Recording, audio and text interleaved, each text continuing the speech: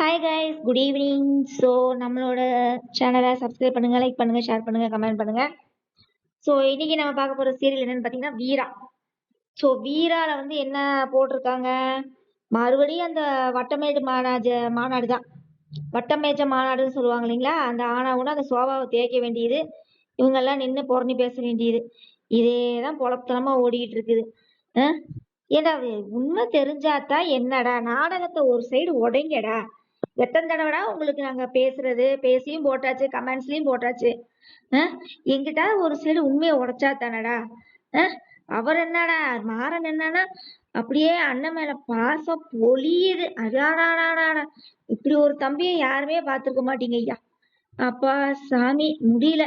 அவன் தம்பி ஜெயிலுக்கு போனாலும் நம்மளுக்கு நம்ம யாருக்கு தெரியக்கூடாதுன்னு நினைக்கிற ஒரு அண்ணன். விளக்கணையாட்டு இருக்குது நாடகம். விளக்கணையாட்ட ஒரு அண்ணன், விளக்கணையாட்ட ஒரு தம்பி, இவளுக்கு பொண்டாட்டின்னு சொல்லி இவ கண்மணி ஒரு விளக்கெண்ணெய், வீரா ஒரு விளக்கெண்ணெய், எல்லா விளக்கணையும் போட்டு ஒரு விளக்கணையாட்ட ஒரு நாடகம்னு பார்த்தீங்கன்னா அது வீரா தான். சரியா? ரொம்ப ஒரு அத்தை, அதான் அந்த அவ பேர் என்ன, அத்தைக்காரியா நடிச்சிருப்பா பாருங்க, அவளை போட்டு இந்த நாடகத்துல மொக்க பண்ணி விட்டீங்கடா. மொக்க பண்ணி விட்டீங்க, சரியான மொக்க பண்ணி விட்டீங்க.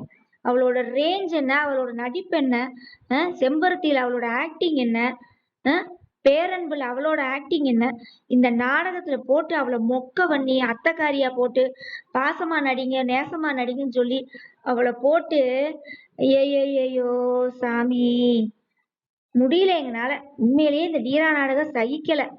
கண்ட நாடகத்தையும் முடிச்சுட்டு போறீங்களே, இந்த நாடகத்தை முடிச்சுட்டு போய் தொலைங்களேன்.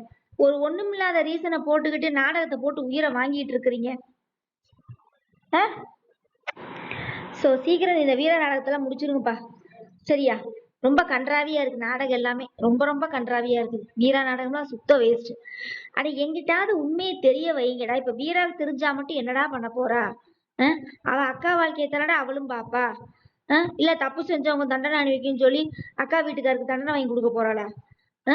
இல்ல ராகவன் மாமா நீங்க ஏன் இப்படி பண்ணீங்க அப்படின்னு கேட்கத்தானே போறா.